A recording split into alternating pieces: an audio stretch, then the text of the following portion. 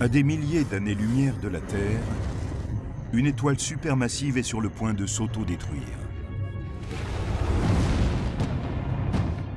Chaque jour, des étoiles explosent dans l'univers, mais celle-ci est différente. Elle est tapie dans la constellation du Sagittaire, le centaure mythologique du zodiaque.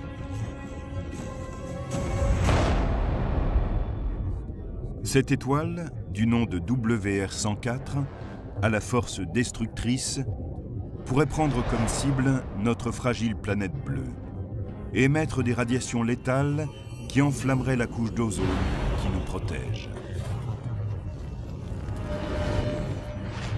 Cela provoquerait de véritables bouleversements climatiques, l'extinction de nombreuses espèces végétales et animales, et peut-être même la fin de l'humanité. WR104 n'est qu'une des millions d'étoiles de la mort massive de l'univers. Ces terribles corps célestes sont des géants très âgés, tout près de se faire eux-mêmes exploser vers un au-delà stellaire. À ce moment-là, il ne reste plus rien pour soutenir les couches extérieures de l'étoile contre la gravité, donc elle s'effondre d'un seul coup vers l'intérieur. Leur dernier souffle peut marquer le coup d'envoi de la plus grande explosion de l'univers connu, une explosion de rayons gamma ou sursaut gamma. Cette déflagration produit plus d'énergie que le Soleil au cours des 10 milliards d'années de sa vie. Si l'une de ces explosions se dirigeait vers la Terre, la vie telle que nous la connaissons pourrait cesser d'exister. Voilà ce qui pourrait arriver avec WR104, ce qui fait réellement d'elle une étoile de la mort. Dans le film Star Wars, l'étoile de la mort est l'arme de destruction ultime. Cette étoile prédatrice est de la science-fiction, mais la réalité est bien plus effrayante.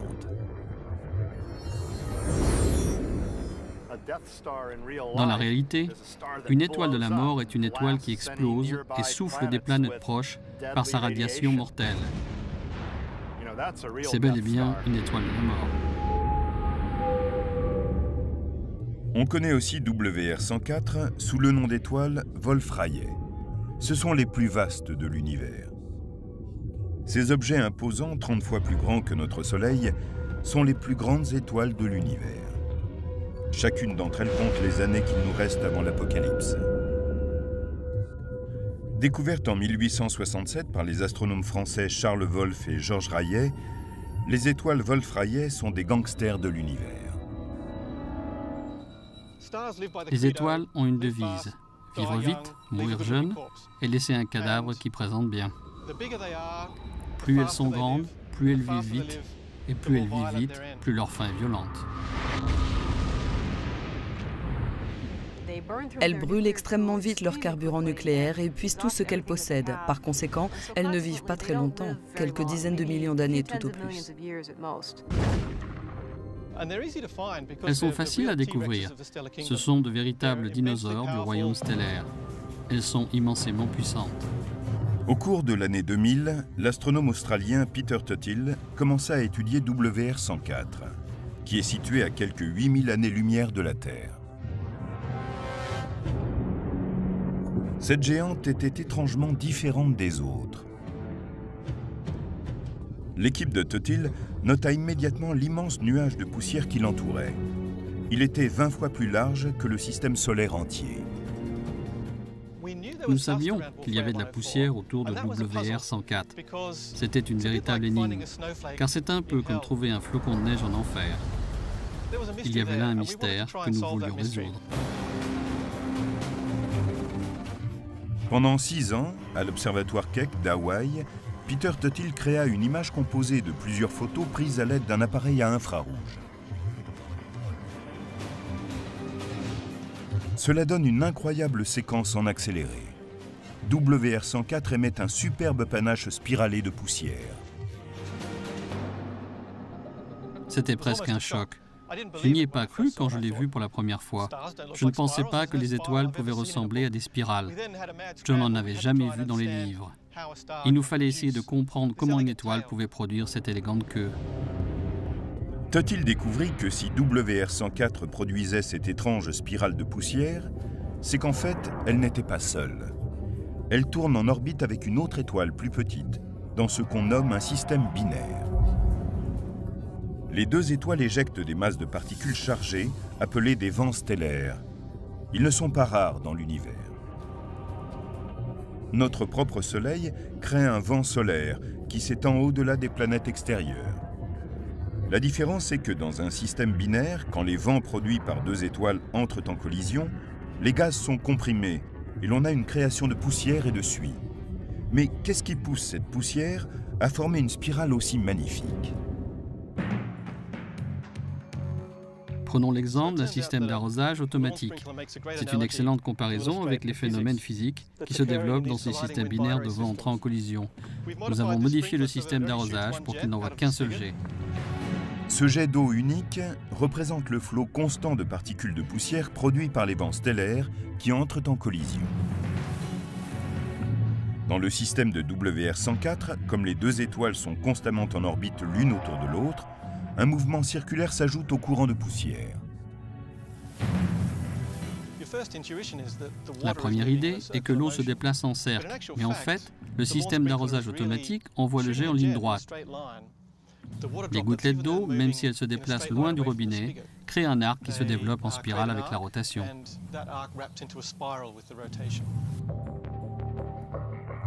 Cette spirale posait encore plus de questions, parmi lesquelles la plus troublante. Quel type d'étoile de la mort avait pu devenir WR104? Les étoiles Wolf-Rayet peuvent être considérées comme des bombes à retardement, car elles sont tellement massives qu'elles ne peuvent vivre très longtemps. Une fois qu'elles ont brûlé tout leur carburant nucléaire, il ne leur reste rien pour lutter contre la pression permanente de la gravité. À ce moment-là, le cœur de l'étoile s'effondre et les couches extérieures tombent vers l'intérieur, puis rejaillissent vers l'extérieur en une immense explosion. Cette explosion est une supernova, une immense déflagration qui illumine un bref instant toute la galaxie.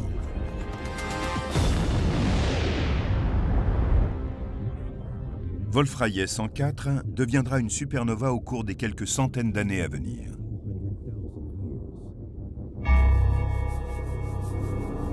À 8000 années-lumière d'ici, l'explosion même ne présente aucun risque pour la Terre. Mais il y a une chance que la supernova déclenche l'événement le plus violent de l'univers. Une explosion de rayons gamma ou sursaut gamma.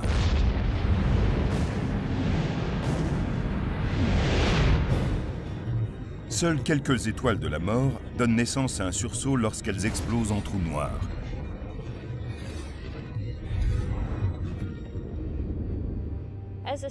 Quand l'étoile s'effondre, elle produit un immense champ électromagnétique. Et en un instant, l'énergie de ce champ magnétique est transformée en particules de matière et d'antimatière, qui entrent ensuite en collision les unes avec les autres et génèrent une énorme émission d'énergie. Ce sont les rayons d'énergie les plus puissants du spectre électromagnétique. Ils sont plus dangereux que les micro-ondes, l'énergie infrarouge et même les rayons X.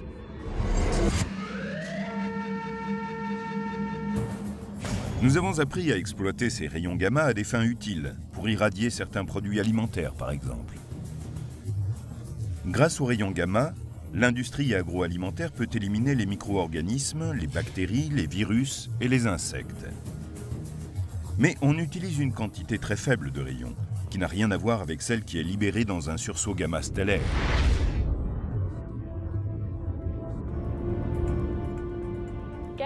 Les explosions de rayons gamma produisent tellement de radiation que si nous devions produire l'équivalent sur Terre, ce serait comme faire exploser une énorme quantité de bombes nucléaires. Ce serait dévastateur pour la vie sur la planète.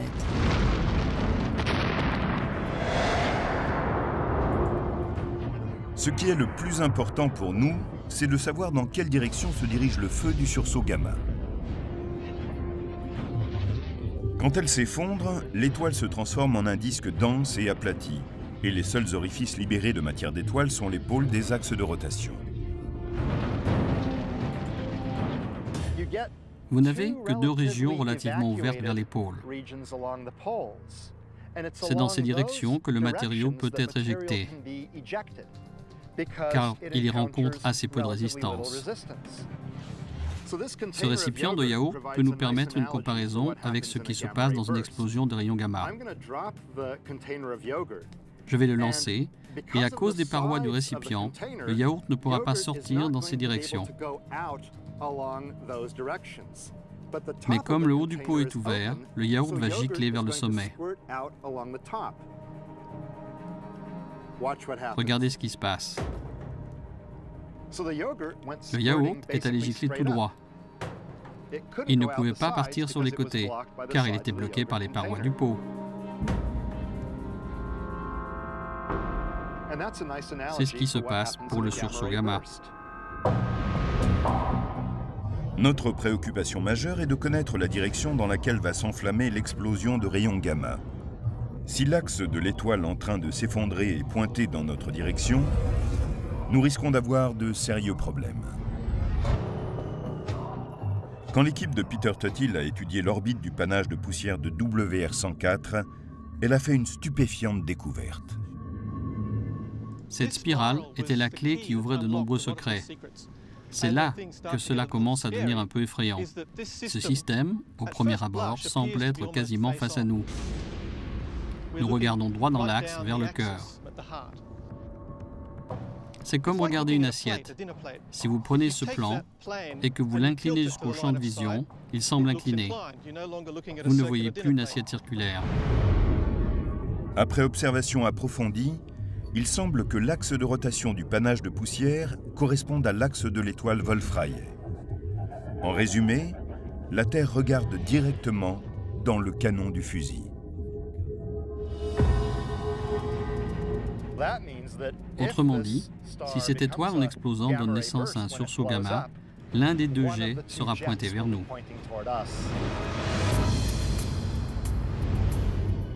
La magnifique spirale de Wolf-Rayet 104 apparaît soudain messagère de malheur.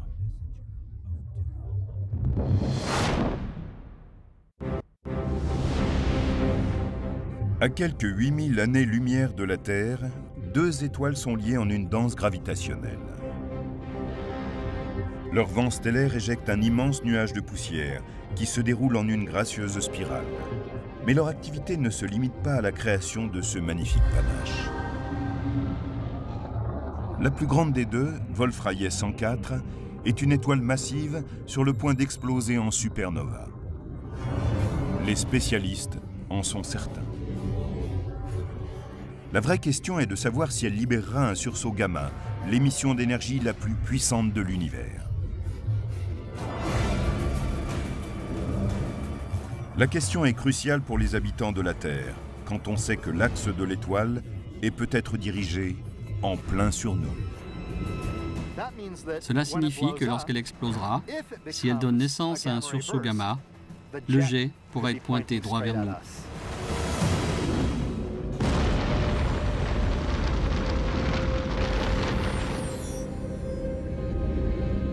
Dans la constellation du Sagittaire, WR104 compte les heures avant sa destruction. Ce sont les astrologues romains qui, il y a 2000 ans, l'ont baptisé de ce nom qui en latin signifie « l'archer ». On peut se demander si les anciens se doutaient de ce que nous découvrons aujourd'hui. Pouvons-nous faire quelque chose contre cet archer ?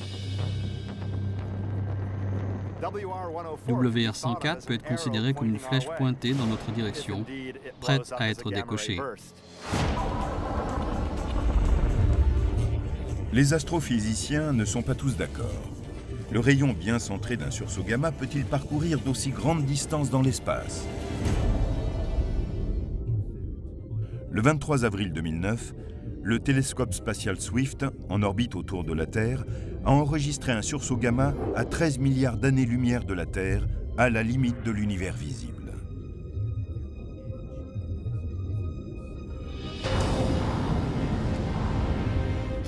Cette explosion s'est produite 630 millions d'années seulement après le Big Bang.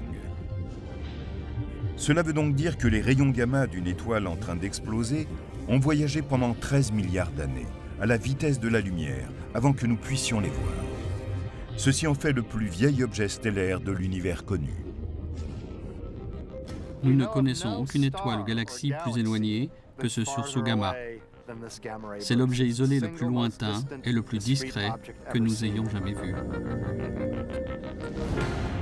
À 8000 années-lumière seulement, un sursaut gamma de Wolf-Rayet 104 pourrait générer une catastrophe. Si Wolf-Rayet 104 explosait, l'éclair que nous apercevrions serait beaucoup plus éclatant que la lumière du Soleil, en particulier en raison de l'énergie des rayons gamma. Un seul sursaut gamma peut facilement surpasser en intensité la lumière de millions de galaxies. Et chaque galaxie contient une centaine de milliards d'étoiles. Cette étoile de la mort est une bombe à retardement dont le mécanisme est déjà en marche. Les spécialistes sont certains qu'elle se transformera en supernova. Mais des questions demeurent sur la possibilité qu'elle libère des rayons gamma vers la Terre. C'est le premier point que nous devons établir. S'il y a une explosion de rayons gamma, sera-t-elle dirigée vers nous? L'axe en spirale de l'étoile semble être pointé vers la Terre. Mais le rayon du sursaut gamma pourrait-il atteindre sa cible s'il doit voyager durant des milliers d'années-lumière? Et sommes-nous bien la cible de cet archer? Nous pensons que cet axe est pointé droit sur nous, mais il n'est pas impossible qu'il y ait un léger écart suffisant pour que le rayon du sursaut gamma passe à côté de nous.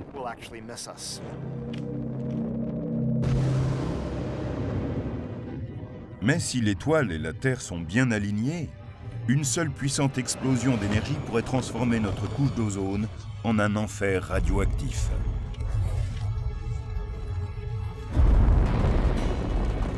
Même un sursaut gamma, qui a parcouru des milliers d'années-lumière, peut réduire au moins de moitié notre couche d'ozone. Cela ne tuera pas toutes les espèces, mais pourrait provoquer ce qu'on appelle une extinction de masse. C'est-à-dire que, d'un seul coup, une grande partie des espèces vivantes disparaîtrait de la planète. La question cruciale est donc, la fin de WR104 provoquera-t-elle vraiment un sursaut gamma? Les spécialistes n'en savent rien. Pour qu'une étoile émette un sursaut gamma mortel, il est indispensable que sa rotation soit très rapide. Les étoiles tournent toutes sur leur axe, mais certaines étoiles massives peuvent tourner très rapidement. L'énergie développée pour la rotation de l'étoile est un des éléments à l'origine du sursaut gamma.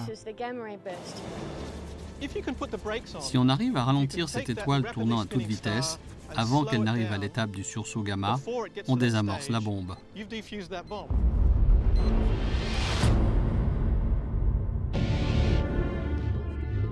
Des preuves scientifiques ont fait apparaître que l'univers mettait lui-même une sorte de frein à ces étoiles. C'est ce qu'on appelle la métallicité. Les étoiles sont composées essentiellement d'hydrogène et d'hélium. Mais des éléments plus complexes et plus lourds naissent à chaque fois qu'une étoile explose. Du carbone, de l'azote et de l'oxygène, qui deviennent ensuite le matériau de base pour la génération suivante d'étoiles. C'est ainsi qu'une étoile née aujourd'hui comprend plus d'éléments lourds, autrement dit à une métallicité plus élevée, qu'une étoile née antérieurement. Quand une étoile massive contient beaucoup d'éléments lourds, elle a tendance à perdre beaucoup de sa masse à cause des vents stellaires. Et en perdant de sa masse, sa rotation décélère en même temps, si bien qu'elle finit par tourner trop lentement pour qu'on ait une explosion de rayons gamma. Les étoiles Wolf-Rayet, qui explosent aujourd'hui et émettent toutes ces bombes, ont une spécificité. Elles explosent toujours en supernovae, mais elles sont beaucoup moins nombreuses à produire un sursaut gamma.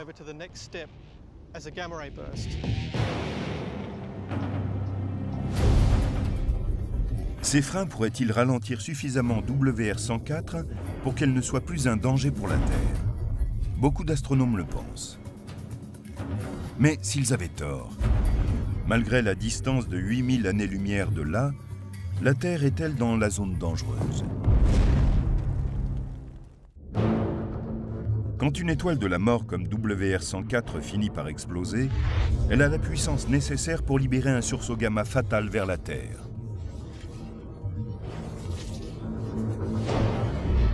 On pense que cette étoile est à environ 8000 années-lumière de la Terre. Est-ce assez proche pour qu'un sursaut gamma cause des dégâts sur notre planète? Entre 5000 et 8000 années-lumière, on est dans une zone dangereuse. Les formes de vie terrestre pourraient passer un mauvais quart d'heure si cette radiation nous atteignait. Si cette étoile était 2 ou 3 fois plus loin, nous serions sans doute en sécurité. Et s'il était 2 ou 3 fois plus proche, nous aurions des raisons de trembler. Nous sommes juste à la limite où il se pourrait qu'il se passe quelque chose. Mais nous ne retirerons certainement pas dans notre sommeil. Environ tous les milliards d'années, il se produit un sursaut gamma assez proche et pointé vers nous pour que nous devrions nous en inquiéter. Des étoiles de la mort de toute taille peuplent l'univers. Mais elles ne sont pas les seuls objets capables d'exercer une telle violence. L'univers est aussi le domaine d'autres galaxies de la mort, comme 3C 321, aussi connue sous le nom de galaxie de l'étoile morte. 3C 321 est une galaxie qui comporte en son milieu un trou noir géant, dont la masse équivaut à des millions de fois celle du Soleil. Juste à la limite du trou noir, le bouillonnement chaotique des champs magnétiques et de la poussée gravitationnelle a mis le feu à un jet de particules de haute énergie. Ces jets ne sont pas courants, mais celui-ci frappe avec force son voisin le plus proche. Le cas de 3C 321 est très intéressant, parce qu'il s'agit d'une autre galaxie située à 20 000 années-lumière. Les étoiles de cette galaxie ont été bombardées par les particules et le rayonnement de l'un de ces jets. Dan Evans, astrophysicien spécialiste des rayons X, a suivi à la trace la galaxie de l'étoile de la mort et sa violence, depuis le centre de contrôle du satellite à rayons X Chandra, situé près de Boston. Les trous noirs font de drôles de choses, mais très peu d'entre eux émettent ces jets puissants, ces particules, et il est encore plus rare que des galaxies comme 3C 321, la galaxie de l'étoile de la mort, frappe une galaxie compagne. La galaxie compagne est à 20 000 années-lumière de là.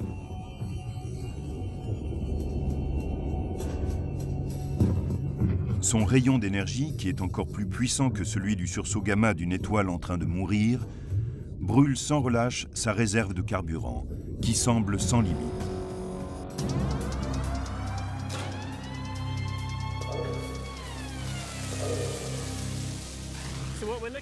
Ce que nous voyons ici est ce qu'il y a de plus proche sur Terre de la galaxie de l'étoile de la mort 3C 321. Un jet surgit du trou noir à une vitesse proche de celle de la lumière et elle devrait normalement se propager sur une distance d'environ 1 million d'années-lumière. Mais dans le cas particulier de 3C 321, le jet frappe le côté de sa galaxie compagne du coup, il se fractionne, se tord, se courbe et il provoque toutes sortes de dégâts. De même que ce bâtiment détourne le jet d'eau, les planètes et les étoiles de la galaxie victime détournent la plupart des particules qui l'agressent. Ce jet est en fait un puissant rayon d'énergie et de particules. Celles-ci sont chauffées à de très hautes températures, si bien qu'elles forment un plasma. Le plasma est un mélange d'électrons très chauds et d'ions canalisés en un jet par l'immense champ magnétique du trou noir. Les jets qui sortent à toute allure des trous noirs possèdent une énergie incroyable. Ils peuvent accélérer les particules au point d'émettre de la lumière et peut-être même des rayons gamma. Et ces rayons sont incroyablement puissants. Et ils ont une très longue durée de vie. Selon certaines estimations, le jet d'énergie de la galaxie de l'étoile de la mort s'est enflammé il y a environ 2 millions d'années. Pour alimenter ce feu, 3C 321 a simplement dévoré une galaxie entière. Cela demande beaucoup de carburant.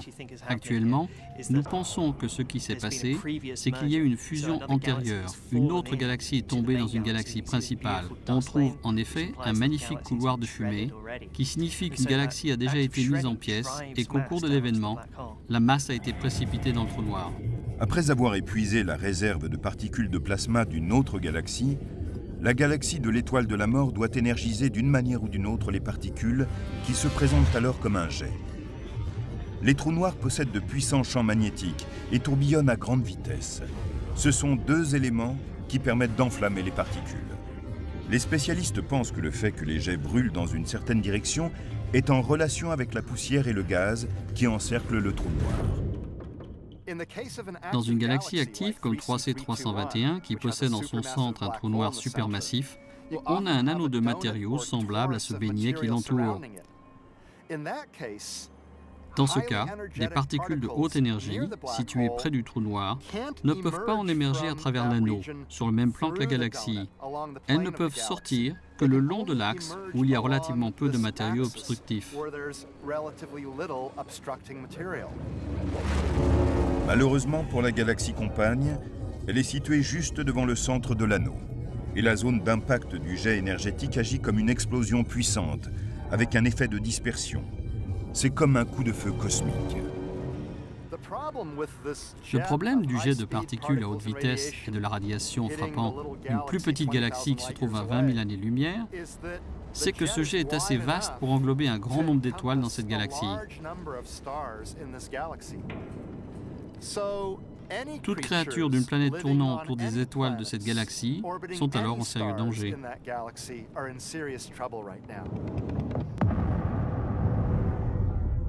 Et si c'était notre propre Voie lactée qui était conduite à l'explosion par la galaxie de l'étoile de la mort? Si la Terre était sur la route du jet, l'effet sur sa couche d'ozone serait catastrophique. Les rayons gamma du jet de 3C321 convertissent le gaz d'azote en oxyde azoté et ceux-ci agissent comme catalyseurs pour détruire l'ozone. En l'espace de quelques semaines ou de quelques mois, d'une année au plus, la couche d'ozone serait complètement détruite. Les conséquences seraient désastreuses. Mais comme pour beaucoup de phénomènes de l'univers, on retrouve aussi le même paradoxe. De la mort naît la vie. En effet, 3C321 ne détruit pas seulement, elle crée.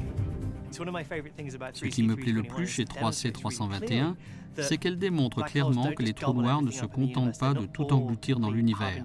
Le jet qui en sort attaque le côté de la galaxie compagne. Bien sûr, c'est une force destructrice.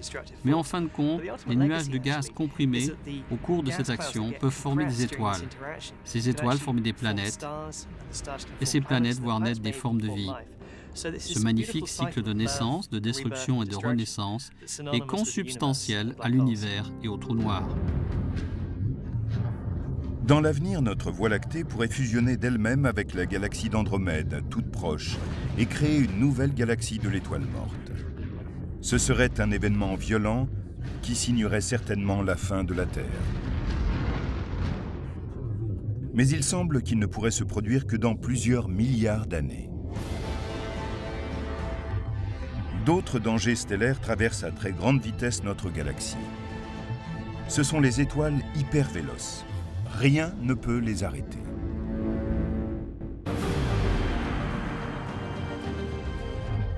À nos yeux, les étoiles se prélassent dans un ciel où règne une paix parfaite. Mais quand on y regarde de plus près, on y remarque des étoiles de la mort, prêtes à s'éteindre. Et ces monstres sont loin d'être paisibles. Une étoile brûle tout l'oxygène de son noyau et le convertit en hélium. Pour cela, elle doit être assez massive pour pouvoir brûler cet hélium et le convertir en des éléments plus lourds comme le carbone, l'oxygène et l'azote. Ce processus libère une énorme quantité d'énergie. Cette fusion produit une énergie analogue à celle libérée par une bombe à hydrogène.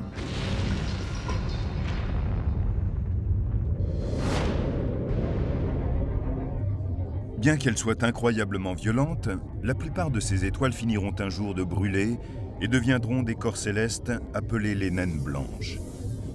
Elles seront alors de petites boules d'électrons et de noyaux qui ne retrouveront jamais leur éclat. Mais certaines sont des étoiles supermassives, tellement pleines d'énergie qu'elles finissent en une explosion fantastique de supernova. Parfois même, elles produisent la plus forte de toutes les déflagrations, un sursaut gamma. Mais pour quelques-unes de ces étoiles de la mort massive, la fin est un nouveau commencement. Quelle est donc la seconde vie d'une de ces étoiles? Quand une étoile massive explose en supernova, son cœur s'effondre parfois pour former un trou noir. Mais plus fréquemment, quand le cœur n'est pas assez massif pour créer un trou noir, il forme quelque chose de presque aussi étrange, une étoile à neutrons, un petit corps incroyablement dense. Une étoile à neutrons comprend une énorme quantité de matériaux comprimés en un tout petit espace. On peut par exemple avoir la masse du Soleil pressée dans un espace de seulement quelques dizaines de kilomètres de large. La gravité est tellement forte que les protons et les électrons des atomes de l'étoile sont pressés ensemble pour former des neutrons. Et une étoile à neutrons peut rester stable pendant des milliards d'années. En elles-mêmes, les étoiles à neutrons ne constituent aucun danger pour leurs voisins célestes, à moins qu'elles trouvent un partenaire. Ces étoiles peuvent aussi suivre un autre scénario avant de mourir. Il y a parfois comme un pacte de suicide entre deux étoiles à neutrons. Lorsque deux étoiles à neutrons tournent ensemble, elles nouent une relation intime, finalement vouée à l'échec. Sur des millions d'années, leur orbite se rétrécit avant qu'elles se rencontrent pour finir dans un éclair lumineux. Elles peuvent alors provoquer une violente explosion et trouver une seconde vie.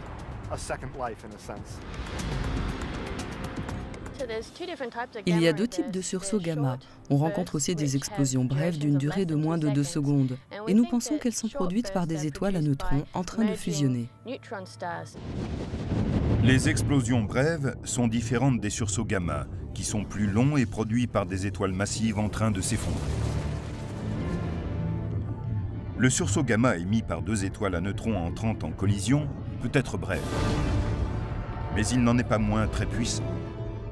Son énergie équivaut à celle libérée par le Soleil au cours de toute sa vie, et ce, en moins de 2 secondes. Ce qui est inquiétant pour nous, c'est qu'il y a au moins 2 douzaines de systèmes binaires d'étoiles à neutrons en orbite dans la Voie lactée.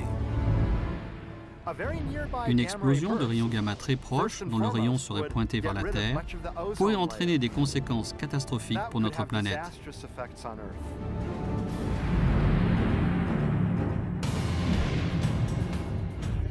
Selon certaines estimations, il se produit une fusion d'étoiles à neutrons tous les 100 millions d'années, à l'intérieur d'une zone distante de 3000 années-lumière du Soleil. C'est à peu près la même fréquence que celle des extinctions de masse enregistrées dans les fossiles terrestres. Est-ce une coïncidence ou faut-il s'inquiéter de cette dernière danse stellaire dont les rayons gamma pourraient souffler notre couche d'ozone et abîmer la planète? Les scientifiques n'ont pas encore la réponse.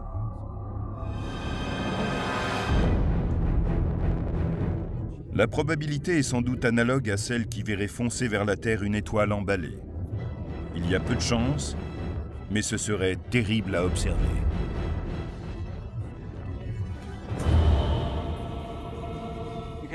Il est possible qu'un ensemble d'étoiles orbitant ensemble dans la même zone éjectent parfois l'une d'entre elles et qu'elles partent simplement de son côté.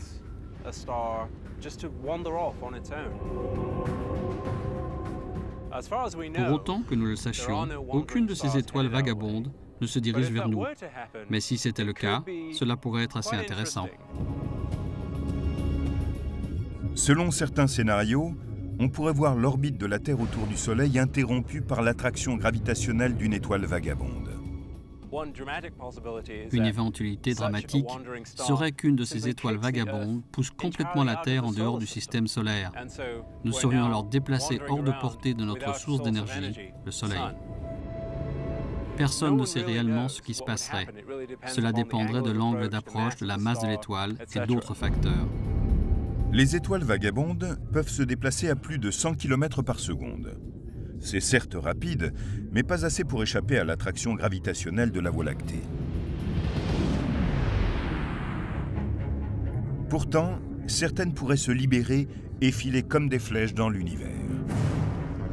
C'est ce qu'on appelle les étoiles hypervéloces.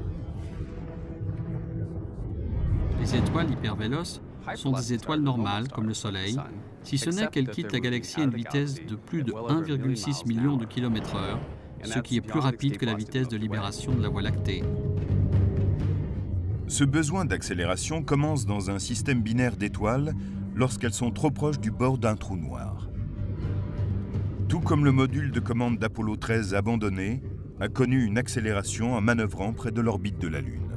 Les étoiles hypervéloces, en échappant au trou noir, se soustraient à l'attraction gravitationnelle de leur galaxie, rompent le lien avec leurs partenaires du système binaire et foncent à travers le cosmos. L'étoile la plus proche du trou noir est prise dans une orbite très serrée et perd ainsi cette énergie. Et l'autre étoile, qui gagne cette énergie, est éjectée à une vitesse incroyable.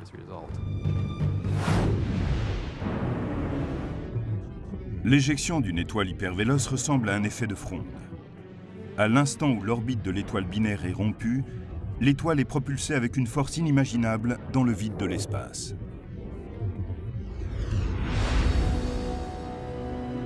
Une fois éjectées de la Voie lactée, elles sont vouées à dériver dans les déserts de l'espace intergalactique. Il y a peu de chances que ces étoiles fassent des dégâts sur Terre. Par chance, la fin de ces étoiles hypervéloces se produira loin de notre système solaire. Ce sont les étoiles de la mort de notre propre zone sur lesquelles nous devons garder un œil. À l'échelle cosmique, leur fusion se produit rarement. Et nous sommes aux premières loges pour assister à leur destruction.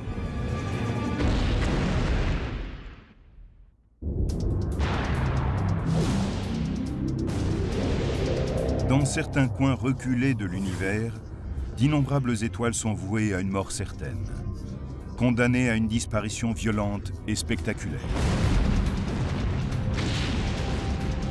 Plus près de la Terre, on trouve plusieurs dizaines d'étoiles, dans une zone qui couvre 20 années-lumière à partir de la Terre, dont quelques-unes s'apprêtent à mourir. Je pense que nous sommes en sécurité devant le danger que représente une supernova normale. Dans le cas des sursauts gamma, nous n'en sommes pas certains.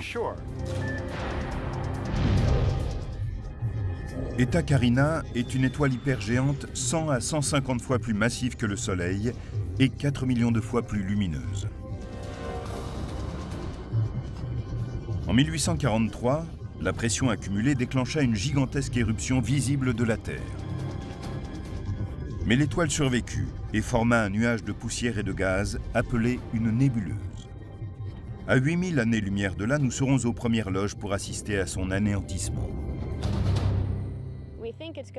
Nous pensons qu'elle va se transformer en un trou noir d'ici 1 million d'années.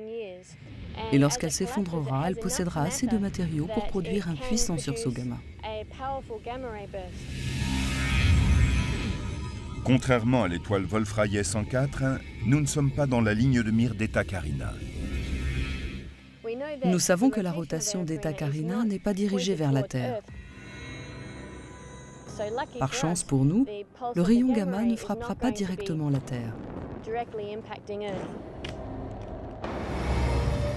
Quand elle se produira, son explosion sera la supernova la plus lumineuse qui ait jamais été observée par l'humanité.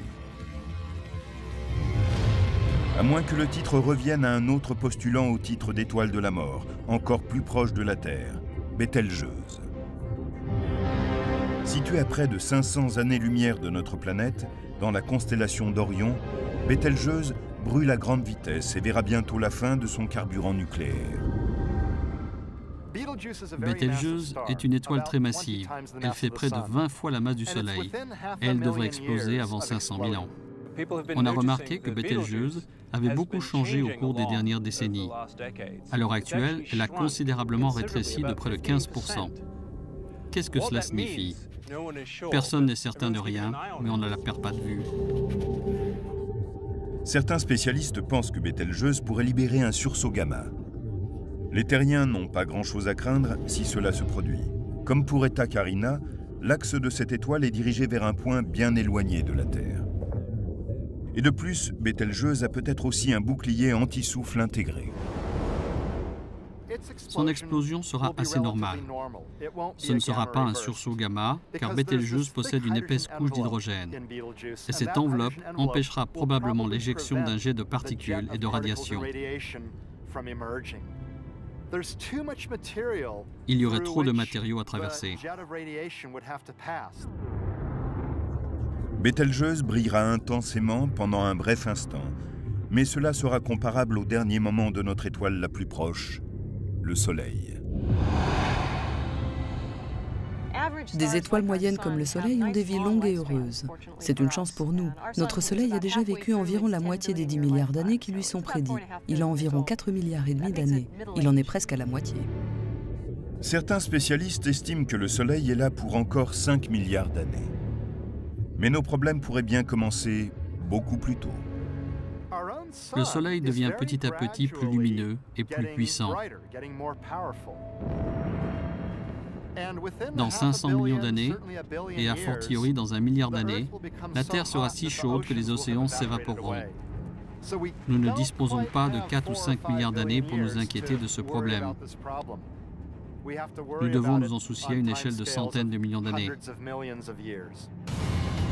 Des milliards d'années après que le Soleil ait rendu la Terre impropre à la vie, il entrera dans sa dernière phase, celle de géante rouge. Il ne peut pas exploser en donnant naissance à une supernova, car il n'est pas assez massif. Mais la plupart des scientifiques sont d'accord sur le chapitre. Comme pour toute géante rouge, sa densité diminuera et le Soleil enflera, dévorant ses voisins les plus proches. Arrivé à l'étape de géante rouge, le Soleil entrera probablement en expansion et il engloutira Mercure, Vénus et peut-être même la Terre. Ce serait évidemment la fin de notre planète. De toutes les étoiles de la mort, celle qui serait le plus à même de détruire la Terre est le Soleil.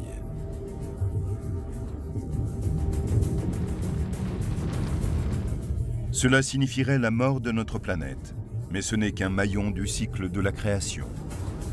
Les étoiles de la mort ôtent la vie, mais elles en sont aussi à l'origine.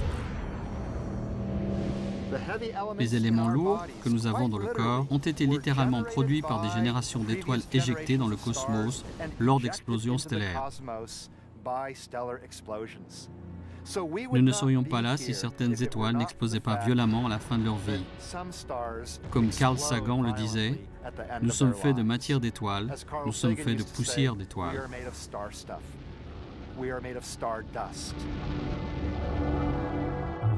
Les explosions se poursuivent et les éléments lourds éjectés seront peut-être à l'origine de nouvelles formes de vie, loin de la Voie lactée, sur une nouvelle planète bleue, dans un autre coin de l'univers.